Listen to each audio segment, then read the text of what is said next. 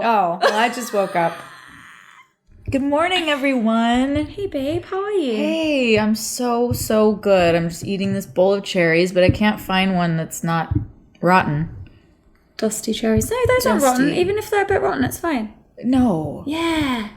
Oh, I found a good one. Okay, all right. How are you, Annabelle? Cherry. It's cherry ASMR. Let's eat these cherries for everybody. We got a lot of comments about our eating and drinking on the show. I'm just having an iced coffee. Okay. I'm having a nice big glass of whiskey. Someone said to me the other day, I could really live without the chat at the beginning of your podcast. I'm like, the whole thing is chat at the beginning. Bitch. Take a seat. What do they recommend we start with then? I don't know. Just right into it? I don't care either. This is my fucking show. And if that comment makes no sense. You know what? That comment makes no sense. Okay. So just some announcements I'd like to make from the desk of Annabel Jones. Okay. Is that Juneteenth has now been... Is this world news? This is... Or community news? It's Annabelle World News. Annabelle World News. The world according to Annabelle is... My new book. Yes. Juneteenth, you said? Juneteenth has been declared a federal holiday. Boop. Very pleased to hear it. Was also confused as to why it wasn't already, but we keep it moving. Okay. We're healing. Can we explain to everyone who may not know what Juneteenth is? If you don't know what Juneteenth is, it's the day that slaves were emancipated in Northern America. Wonderful. So now it's a holiday, and we wish all of our Black friends a restful, joyful, peaceful, magical Juneteenth. Yes, we do. Which is in 2 days. Okay. What other news have we got? Something that really caught my eye this week, spicy, was Billie Eilish put out a video. Okay. How is this news? It is to me. Annabelle news. So Billie Eilish put out a video where she was frolicking and romping with some girlies. All different friends. Okay. Romping around. I think they were like being a bit touchy-feely. And the internet I say the internet, that one corner of the internet that I loathe and despise, jumped on her and started saying, oh, this best not be queer baiting. So they were like... What is queer baiting? It's when you kind of imply that there's like same-sex vibes going on or a same-sex relationship, but there isn't. And you're straight. And so they were basically saying that she was maybe doing that. I'm confused. I know. It just really annoys me. It's so confusing. And then I saw this comment. I saw this comment that said, oh, she best not be queer baiting. And if this better be a come out. This better be her coming out. Or if she doesn't come out after this, then she's cancelled or whatever. And it's like, okay, literally, it's none of your fucking business. And if she never wants to come out, it's none of your business. If she loves girls and she put a thing saying like, I love women or whatever, like, if she wants to fuck around with girls, let her fuck around with girls. It's none of your business. She's not your child. You don't get to tell her what to do. The world has lost its mind. And the other thing I think about the queer baiting thing, which really bothers me, it happened to a friend of mine a really long time ago. He posted like some racy pic on his Instagram of him like spanking another guy who was in a G-string. And they're both male models. And everyone jumped on him. And I just thought to myself, like, if this guy is starting to experiment with his sexuality and thinking about coming out, and this is what he's met with, get your pussies on straight, ladies. Like, wow. That's enough to make somebody want to stay deeply embedded in the closet. Yeah. There's this black and white narrative of like how it has to be. And it's always the same fucking people doing it. It's the people who... Yeah, according to who? Don't gender me, don't identify me, but they are so quick to make sure that everyone else is identifying themselves and being very clear and very binary about, what do you stand for? What are you? Tell us what you are. Get a life, guys. Get a life. Anyways, that got me really heated. What else? Also, Billie Eilish has an older boyfriend. Good for her. He's 29. So I said, Billie Eilish steps out with her boyfriend, Matthew Tyler Vorse, for a romantic VI trip to Disneyland. Aww. And as I said, I also like to take children there. So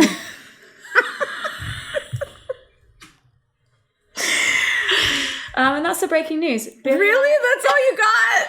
Billie Eilish has got an old boyfriend. God, it was a dry week in the news. She's queer baiting. Well, it's only dry because actually what I've been doing this week is watching Lord of the Rings. Yeah, you haven't had time to keep up with the real news, okay? Because you have been in Middle Earth. Oh no, there was I watched this one thing. Is a new cult dropped. A new cult dropped? Yeah. What would that be? It's called The Garden. The Garden? Yeah, it's a cult of young people in Nashville who, similar to what we were just saying about Billy, found some like free land. They all moved in there together, building their little settlements, whatever.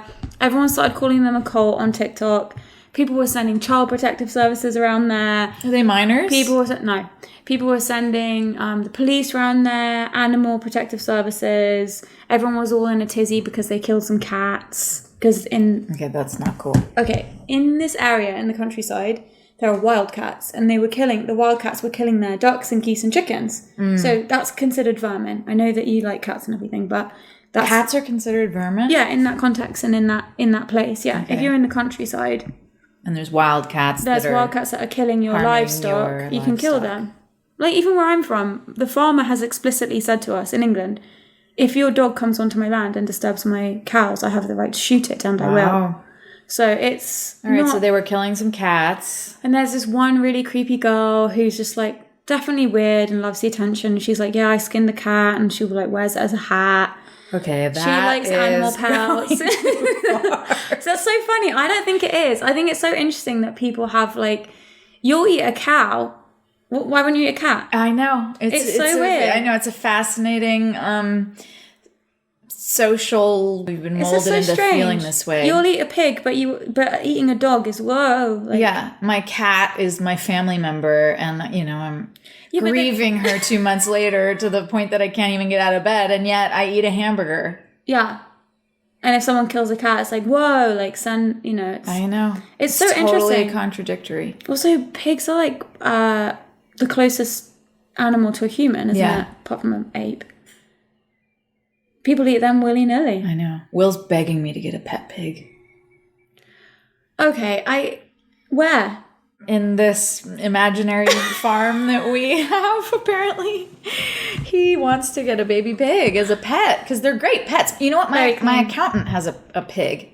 And every time I go over there to do my taxes, this pig is in the room just laying on my feet. He's huge now. He's like huge. That's the thing. People buy these little piggies. 200-pound pig. That are told they're teacup piggies, and then they turn into bacon piggies. Yeah. Anyway, that argument's very interesting. I know, but I'm glad that you're sane about it. I was expecting that to get you triggered. It got my other friend triggered. Are you trying to trigger me? That's all she does. This whole show, she just tries to. So anyway, there's a new cult, the Billie Eilish thing, Juneteenth thing. That's the most important. And you've been in the Shire since I last saw you. You guys, I only just watched Lord of the Rings. Thank you for coming back to reality to do our podcast. You can go straight back to Middle Earth when we're done. No, there's nothing left to watch. You're everything. Done. Well, now you have to start with The Hobbit. Everyone told me not to watch it. Why? They said it was shit.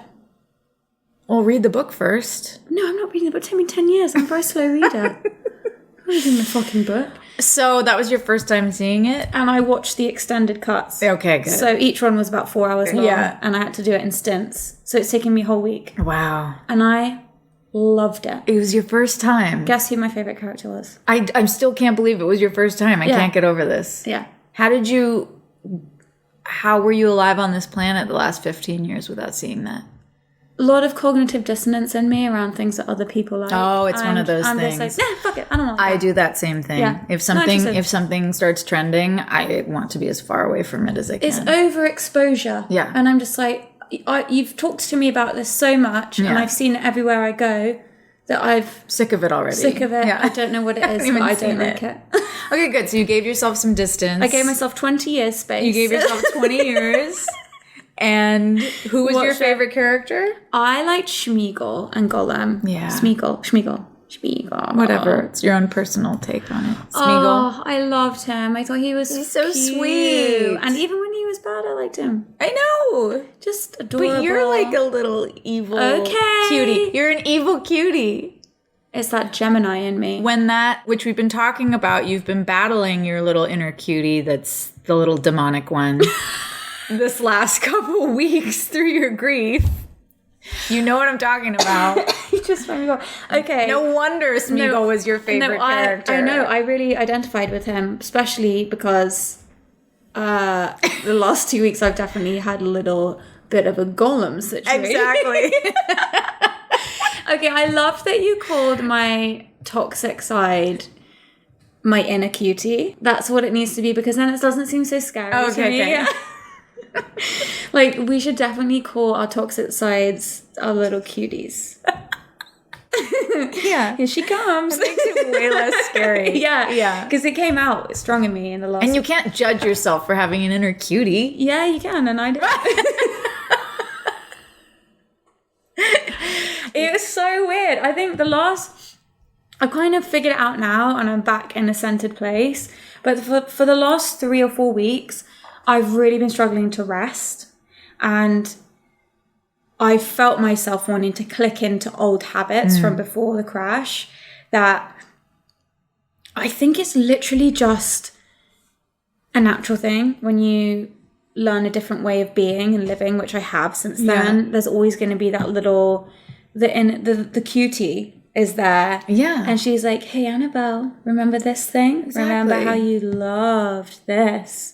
And then you get afraid because you feel like the new me isn't going to stick because I'm going to be drugged back into my old ways, but it's not that. Exactly. And have I lost it? And oh my God, the whole thing. So I'm doing that and I'm freaking out. My mind was so busy for like 3 weeks. It was just, I really understand now what people mean when they say they have noise in their heads, and when people need to take medicine to clear the noise away, because it's really overwhelming. Yeah. And I would have loved, if I wasn't who I am and didn't do things the way I am, some medicine just to like quiet the voices. Yeah. And what it made me do was I stopped resting. So I was busying myself, trying to keep my mind and body engaged in something. I found myself physically trying to exhaust myself in order to rest, rather than just making the choice to rest. With like the classes you were talking about that you've been taking. I love my classes, so those. Dancing, but then on top of that, I'm going for runs, I'm going for walks. I have to do it's like, okay, just making these to-do lists in my head, which none of the things, I have maybe a handful of things that are absolutely essential things I have to do. The rest is just bullshit I'm telling myself I have to do. It's not real. But it's feels good to pressure myself and see, you're a piece of shit, Annabelle. You're not doing your to-do list. You don't deserve to rest because you didn't do 1 through 10. Oh wow, you just made me see. You just made that just popped into perspective for me. Yeah, so that's why we tend to keep to-do lists that are way too many things. There's no way you could achieve these 20 things in a day, and then you have the perfect excuse to beat yourself up. Oh my God, completely. And so I was doing that. Whittle that down to the 2 that you actually have to do, that you can get done. And then you can feel. So I've been doing that, and I can't remember if I said that. I think I said this to you last week in private. And you remember before the crash, I was very busy all the time. I had like 4 or 5 jobs. Oh yeah, I do remember. And I was going from job to job. I was working 7 days a week. I was getting up and recording at 7 in the morning. And, it was just psycho shit. And at the time, I was like, wow, congratulations me. I'm very busy and successful. And I'm so stressed out. So that must mean I'm doing really well, and that whole thing that I think we tell ourselves. I actually think there's a bit on Seinfeld about that, where like George Costanza. Do you watch Seinfeld? No. Oh God, I actually think you'd like it. It's funny. Well, what? Come on, I have to watch Gossip Girl. I have to watch Seinfeld now. You're giving me so many homework assignments. Do you remember in the beginning? Do you remember in the beginning of this podcast back in October, I was giving you homework assignments? Yeah, but then now the tables have flipped. You've never seen Gilmore Girls. You haven't watched Seinfeld. No. You haven't watched Gossip Girl. No. Did you watch the OC? No. I'm triggered to fuck right now. How are we even friends? But when Lord of the Rings came out, I did lock myself in my room and watch it for 6 months. Okay, look, back on track. We have to talk about this later. Those are the kinds of things I spend my time on. We need to discuss this. Anyway, Seinfeld, there's a bit about being George busy. Costanza's like, I've got this new thing that I do where I just stress all the time. Just look stressed and mean, and then everyone thinks I'm really successful. Yeah. I always look annoyed. Yeah, when you look annoyed all the time, people think that you're busy. Think about it. Yikes, that's actually not a joke because people die early by doing that, and that's the American way. Not cute. It's worse in Japan, though. It's not a cute look for anyone, and it is coming from this place, and this is what my therapist said to me. He said, "Oh, Annabelle," because I was doing all my bad habits, whatever. He said, "You know, you can go and get a job tomorrow. You can do your to-do list. You can be busy from dawn until dusk." He said, "But I've got to tell you, none of that stuff makes you valuable, however much you want it to." And I loved that. I'm only valuable if I'm releasing music. I'm only valuable if I'm earning money. I'm only valuable if I'm Verified on busy. Instagram. I'm only, exactly, all of those things. And it's so fucking toxic. Yeah, it really it's so is. toxic, and it's a distinctly American, I think, culture. I know that we do it to ourselves naturally, but I think in America, and that's where it's been a breeding ground for me of that, where it's like really been able to I've been able to run away with it because it's this like American exceptionalism where we're busy, we're the best, we're working all the time. This is American dream. I'm earning money. It's this whole thing, and it's like productivity. It's like people are trying to be productive even when they're like resting. Yeah. People sit and watch TV, but they're also scrolling on their phone. They're triple and fiddling tasking, on so they're not really in present time, and they're not doing a good job at anything. So one of the things that Ryan and I were bad at together was that.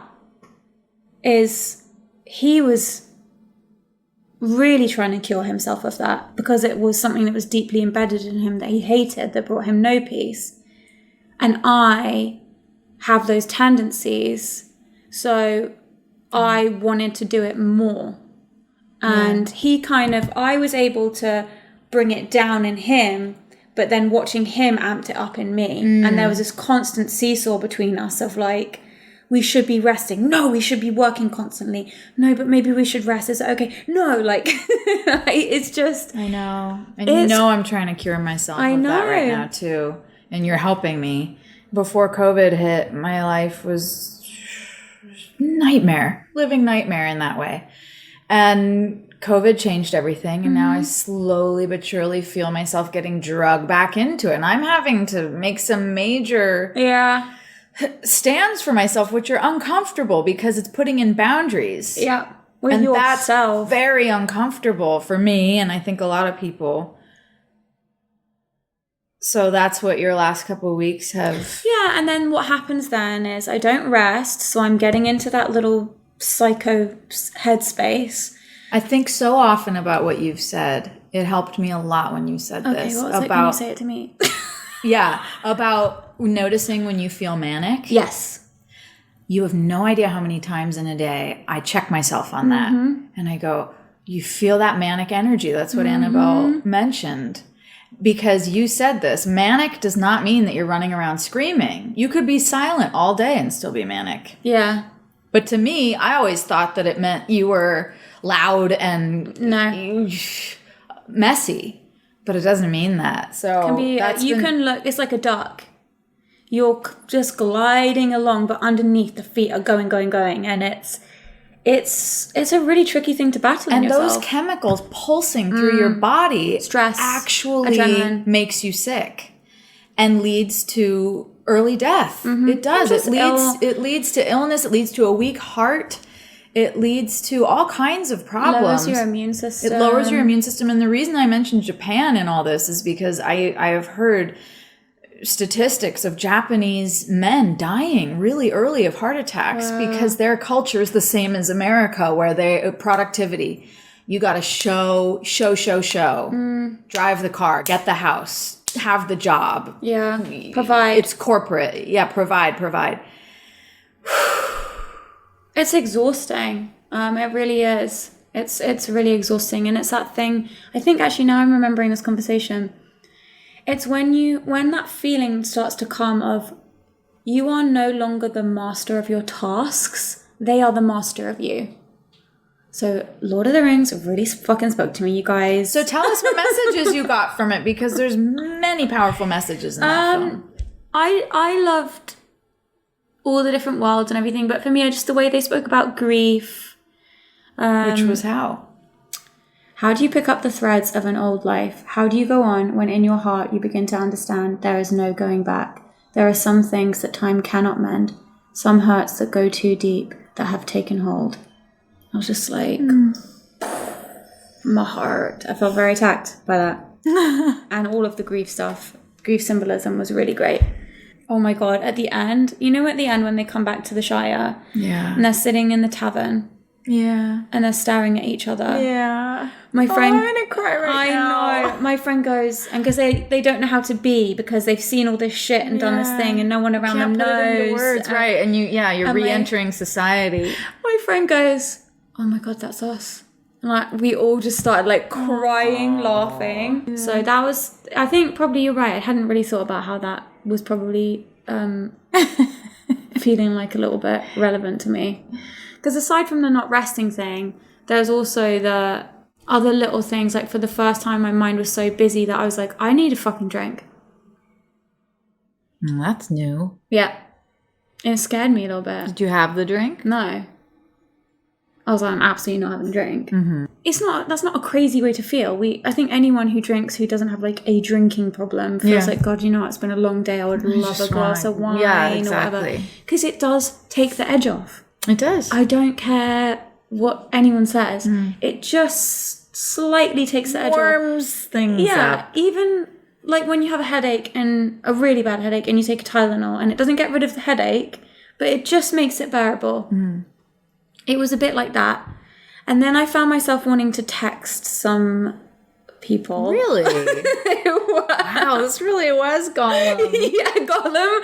No, it really was. It was a whole thing in my head. And I was on this walk.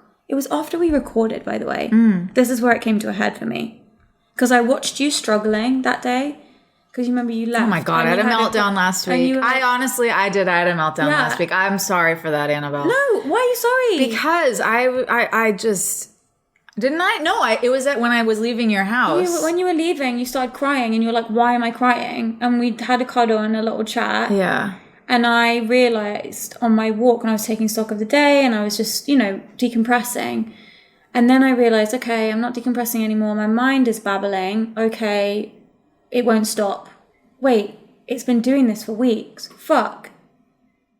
And then that's when I was like, oh my God, this noise has been here for weeks and I can't handle this and I'm tired and I need a drink. And isn't it scary how that noise becomes normal to us and then it's not even detectable anymore? Yeah, and I didn't like that because in the quiet of the last, 7 months-ish, I've been noticing things. So for me, the fact that I had come into a place and I hadn't noticed it was a bad sign. And on the way home, I wanted my gin and tonic. And then I was like, I'm going to text this guy. You know who. Yes, I do. I'm going to keep my mouth shut. And I just was like, no. Why so are it you was doing like, this? It was old coping mechanisms. Oh my God, completely. I wanted the comfort of the discomfort of my old life. That you knew. Because that at least was something that you knew. Exactly. As opposed to the unknown future. I didn't know anything about the future. I don't know anything about the future. I don't know where I'm living. I don't know what I'm doing. Everything's too noisy in my head. But what I do know is how that thing feels. So I want to go there. And God, everyone can relate to that. It was such a relief to realize that that's what had been going on. And it kind of freed me of it. And it took me a few days to wind myself down from the place I'd got myself into. But Me too. It took me a few days to wind myself down. From your experience, It did. But then I had a good breakthrough and came out the other side. But that, ooh.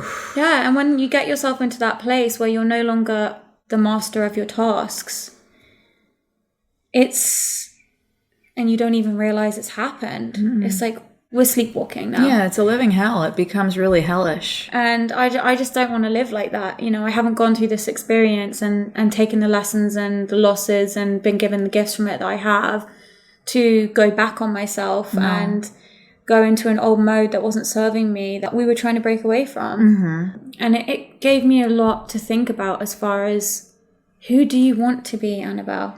What is the life that you want? You don't need to know specifics, but the one thing I know is that I don't want to be wrapped up in those things I was wrapped up in before, and the coping mechanisms and the people and all of that, because this new life and this new path that I've been on is, in spite of everything, the calmest, most peaceful, most powerful and strong I have ever felt in my life. And I can't have that and my old habits. I have to learn a new way of doing things, a new way to be busy, a new way to be productive, a new way to be valuable. My value isn't in any of those things. So my focus is bringing everything that I've learned to the table, to share all of this stuff that I'm learning and seeing and experiencing, whether it's coping with grief or mental health stuff or spiritual stuff that I've been doing. That's where my value is. We have the exact same weeks, even if we're not together.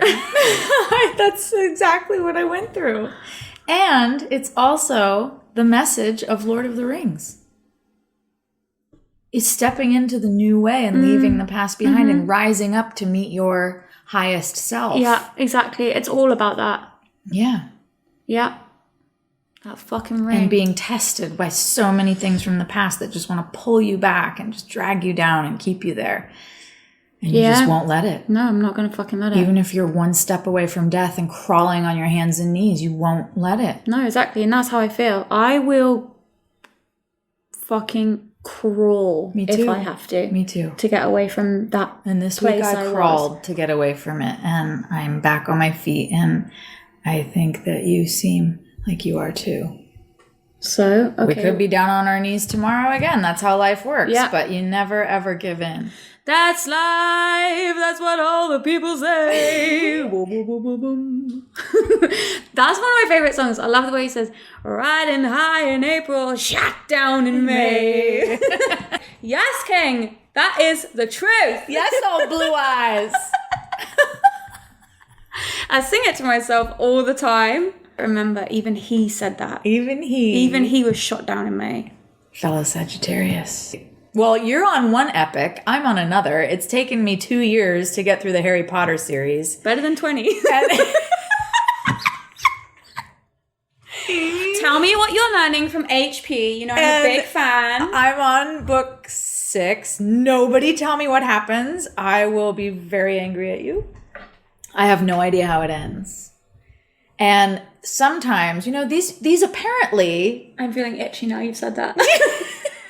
What does that mean? Because I'm just like, she doesn't know how it ends, and I know, am I going to say something? I want to ruin it. Don't. My little cutie wants to tell you. Don't, little cutie. Stay in the shadows, little cutie. You know, these books apparently were written for children. No, they weren't. But let's be honest. Something jumped out at me from Harry Potter last night that I thought was extraordinary as it relates to me and the high control group that I recently left. And it goes like this. It's Gandalf. That's in Lord of the Rings. It's same, yeah. It's Dumbledore talking to Harry, and he's saying, Voldemort singled you out as the person who would be the most dangerous to him. And in doing so, he made you the person who would be most dangerous to him.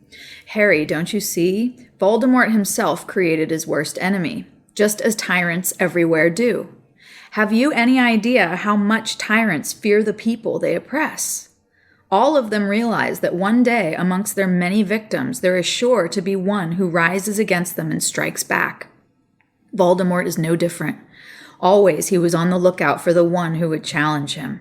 He heard the prophecy and he leapt into action, with the result that he not only handpicked the most likely to finish him, he handed him uniquely deadly weapons. And that's the tea. Stopped in my tracks as I was reading, and I just thought that is so true of any oppressor. Mm-hmm. Fascinating. You know, not to sound spiteful, but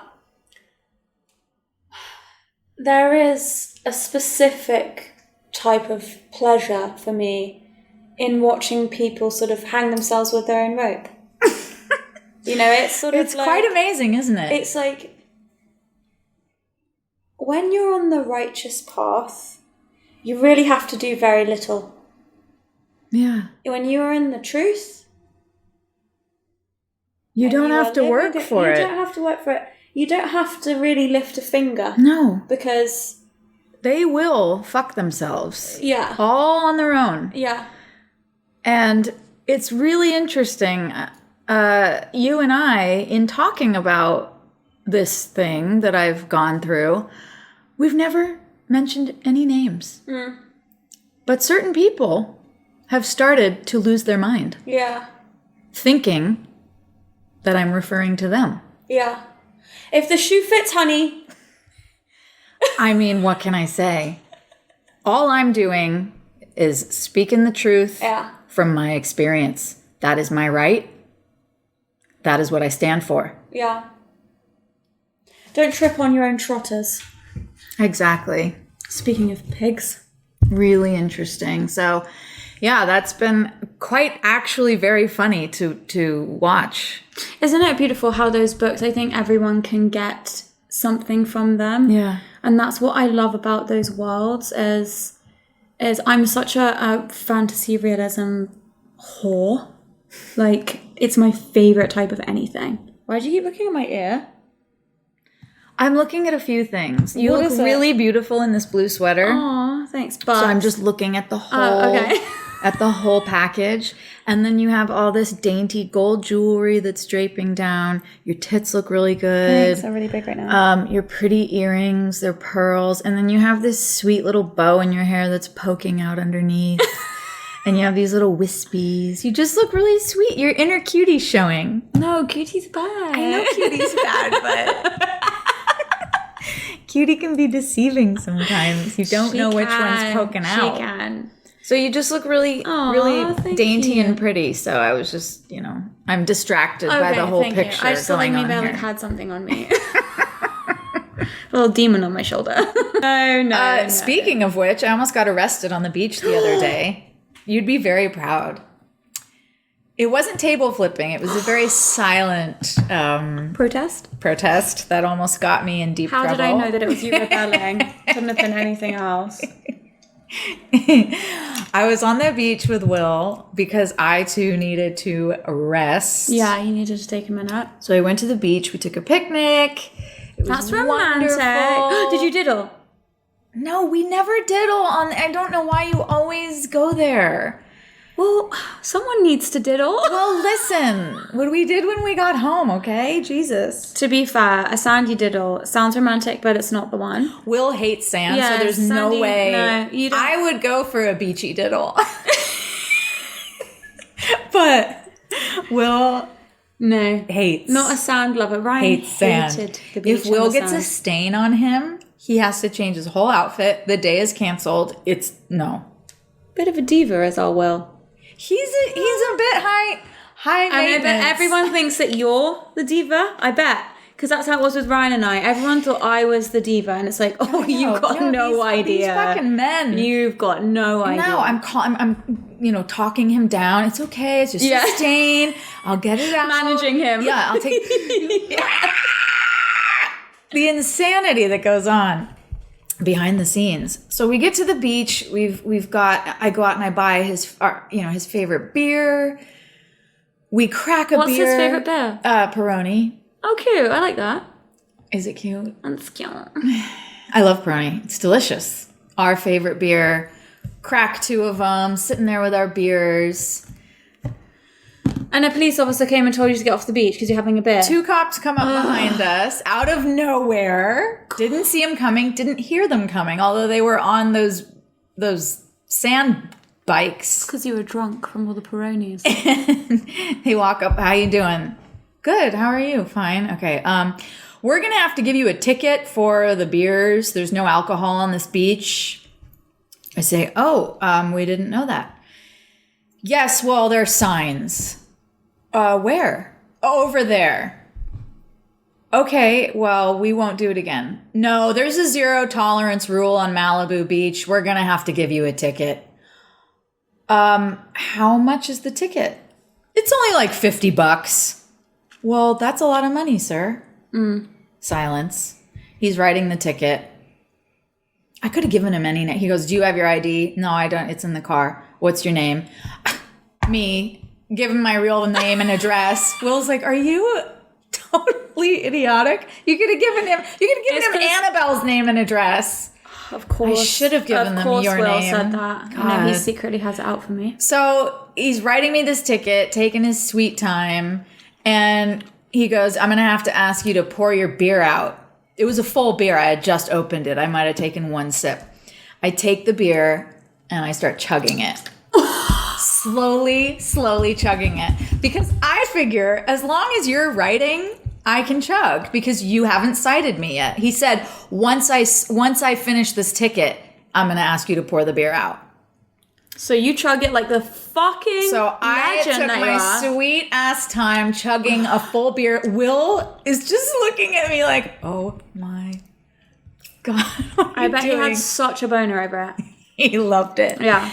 Not only that, but everyone else on the beach loved it because. So then the cop looks at me and he goes, this could turn into a misdemeanor real quick. And I didn't say anything. I just kept chugging the beer and I was making direct eye contact with him. I don't know what comes over me sometimes. I fucking love when you're like this because sometimes I genuinely feel like we were born to the wrong dads. Like I feel like you should have been Davy Jones's kid and I should have been. Can I just tell you how obsessed I am with this story that Sally Field is scarred from your father? Okay, everyone, listen, this is why Annabelle says this because I'm listening to Sally Field's book right now called In Pieces. There's a lot of reasons why I'm saying this, but continue. Sally Field could be your mom. And I'm listening to the audiobook, and she had this crazy run-in with Annabelle's dad when she was a teenager acting on a television show. And she was shooting right next to the Monkees soundstage. And Davey was just showing off in front of all the guys and said to Sally, I bet you give really good head. And Sally had no idea what that meant. And all she could think to do was go, you betcha. Listen. But she's in her 70s now, and she's totally scarred by it because she talks about him a lot in her book, okay? She talks about him all the time. Hey, Sally, get over it. Hey. Literally. It's literally not a big deal. Like, calm down. I also don't believe all women. I'm just saying I don't believe all women. It's not like he raped her. I know. So why is she talking about it? Because she had a crush on him. Leave her alone. They like went out. By the way, he has your face. What? Yeah, I know It's that. really, I Googled pictures of them together and it looked like you and Sally Field. We're going to post it on our Instagram because I was blown away. But though my dad's... As if she didn't know what that meant. But my dad's a devil too, so... I feel like it's like sorry, I actually love Sally Field. She didn't know what that meant. Oh, I stand by please. Sally. Lucy believes all women. I do not. I don't believe half the shit you say. Okay, listen. My father's equally as devilish as your dad, okay? So none of this, you and I are interchangeable with who we could have been born to. The point is that I think I should have been Joe Walsh's daughter because I personally feel like I would be really famous. I would be like Paris Hilton or Nicole Richie. Is this because you are annoyed with me because I have so many inside stories that I won't talk about? Because you have inside stories, but also because you're just like, you're like so nice. Just like be more of a cunt so that we can get famous. Because I had some really crazy stories this morning that I was telling Annabelle, and she's so mad at me that I won't say them on the pod. But I can't. Well, speaking of, I mean Lord of the Rings. I hate you. What? But anyway, you had your little. You were a little cutie on the beach. So I was chugging in front of the cop, making eye contact with him. He got so mad. Like this. And then Will tries to chug his beer, and the other officer's like, "Sir, I will arrest you." So he just put it down really quick. Then the cops hand me my stupid ticket with my real name and address on it. You're so dumb. I can't believe it. I just don't think of these things in the moment. Like, why am I so unassuming sometimes? Oh, I need to be more devious. Oh, just not so stupid. It's not about being devious. It's just like, God. Like, I need to think on my feet. Anyway, they walk away, and then this girl comes over with 2 White Claws.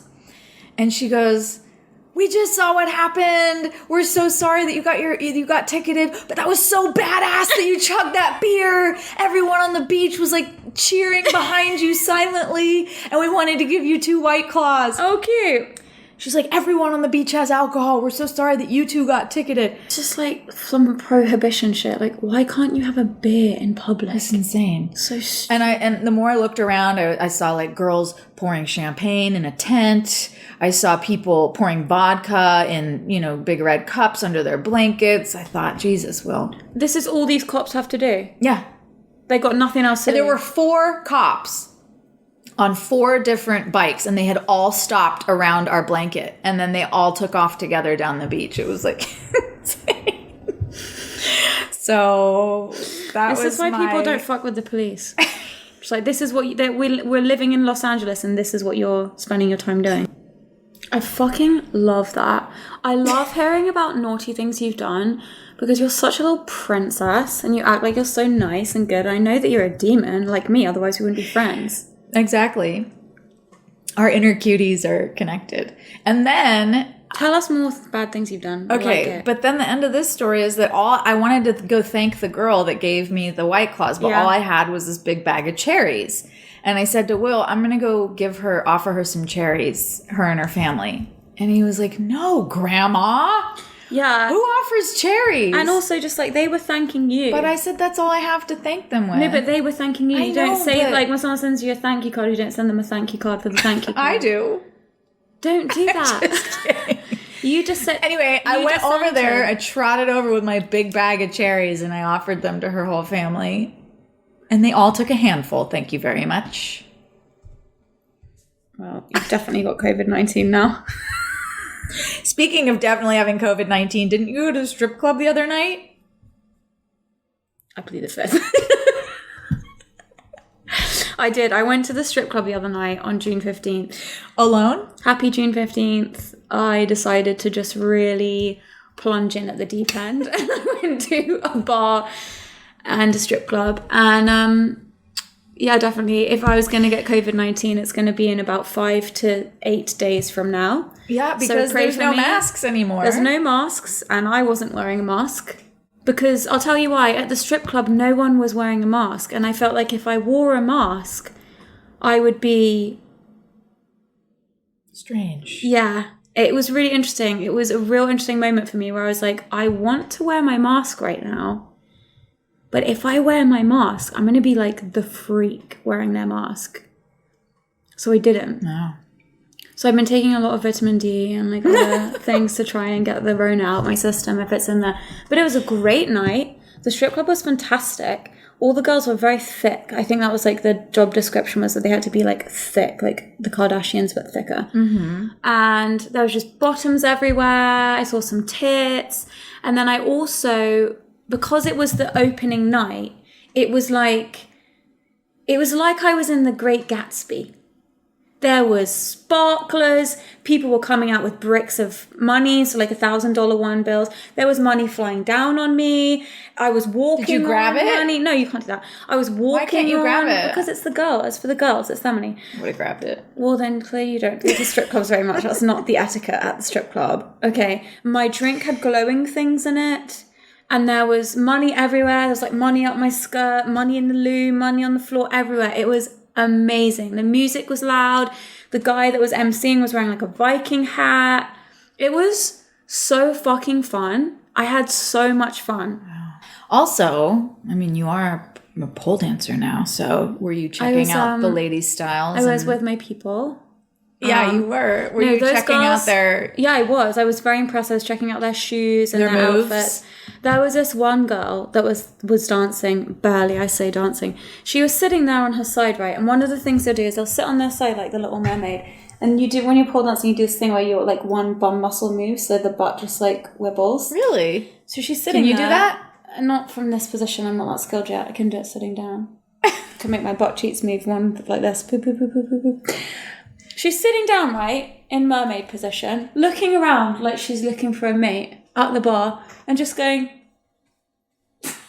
And her one ass cheek is just moving? Like tapping her ass with her hand, just like petting a dog.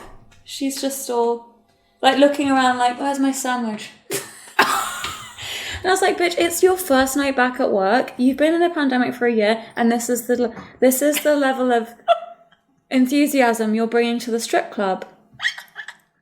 So she didn't get any money.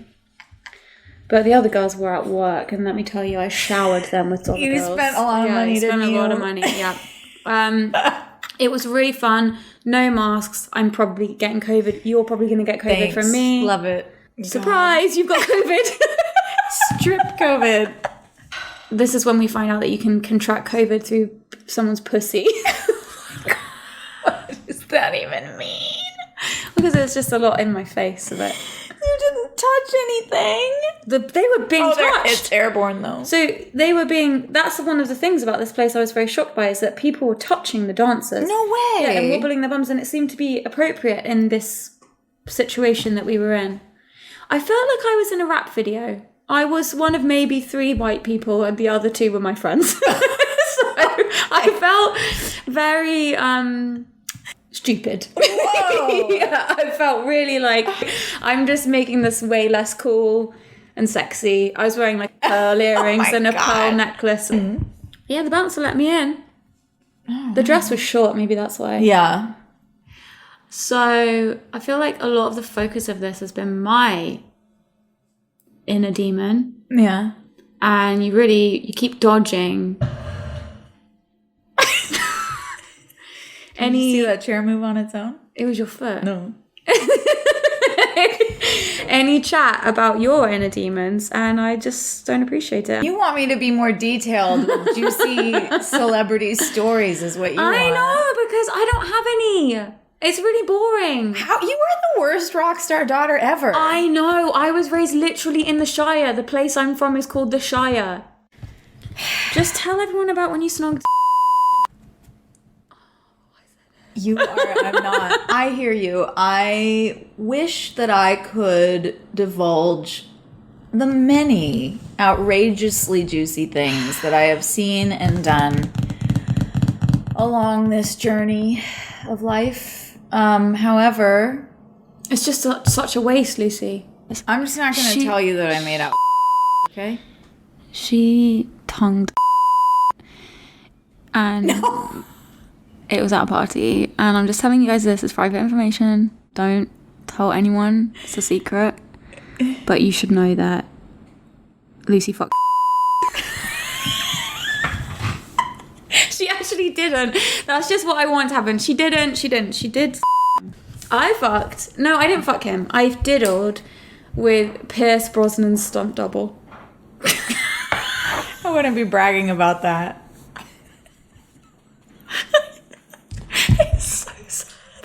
It's so sad. That's it. That's all I've got. I dated stunt double for 3 years and I got him that job. I want people to know. That's my only... Why do you want people to know you've diddled? Because it's funny. People get a giggle from it. How funny is it is that I fucked Pierce Brosnan's stunt double? Not even him. A man who looks a bit like him from the behind. When Ryan and I used to watch that one, you know, where it starts, where he jumps down the aqueduct. Yeah. Ryan would be like, oh, there's your man. He loved to tell people. Oh, I know. I did fuck the son of another rock star. Are you seriously doing this right now? Yeah, I fucked, what's his name? Who's that? Pink Floyd your man from Pink Floyd's son. Looked just like him. Oh my God. He was really fit. I really liked him. I went to his house. No, I was going to say something else like that's mean. But, okay, this is salacious. This is... if you don't like sexy chat, then tune out right now because I'm about to give a really detailed rundown of my... Oh my God. Can I leave too? No. Oh. It was the first time I've ever had sex with somebody where without asking they put their finger in my bum. I think you're playing a prank on me. I don't think you're going to No, I'm actually not playing a prank. You can ask me anything you want, but isn't that amazing? Like, I went over to his house. I felt like Samantha Jones because I was like, I'm going over to house and have sex in the afternoon. I'm Samantha Jones. I pure felt like I really felt like I was doing something. I went over there and I'm like, ding ding, let me in, coming up. I came up to his flat. The place was a mess. We had sex. He put his finger in my bum without middle of the asking. afternoon? Yeah. You never fuck in the day. Of course I fuck in the day. She said fuck. And we were doing it, and then all of a sudden, his finger was... It was in. He put the ring on. I didn't know of the ring. I got it.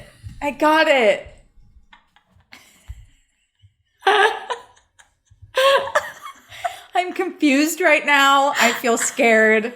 I feel angry. You're just staring at me angrily. Because I'm scared. Of what? You didn't fuck him. I did. I'm very confused. So what'd you do to him? Let him do it. That was it? You just lay there? I never saw him again. Not because of the bum. Because of the messy apartment. Yeah. Yeah. Sex was great. Apartment was a mess. Never wanted to go back there again. Well, maybe you could, have him over to your place next time. You're never going to tell us anything. No. Sex stuff makes you angry though. No, it doesn't. You told us that once.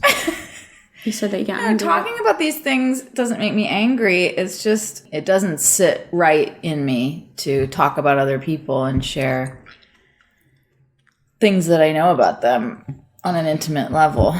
Did you like Sex and the City program? Yeah, I love it. That's what Carrie Bradshaw does. That's her job. Just to talk about sex with other people. Did you like Carrie Bradshaw? Didn't necessarily identify with her character. Of course I'm Samantha. So here you are judging me. I'm not judging you. Here you are slut-shaming me. I'm not slut-shaming you. And you're Samantha Jones. Yes. I was just her for an afternoon. But here you are.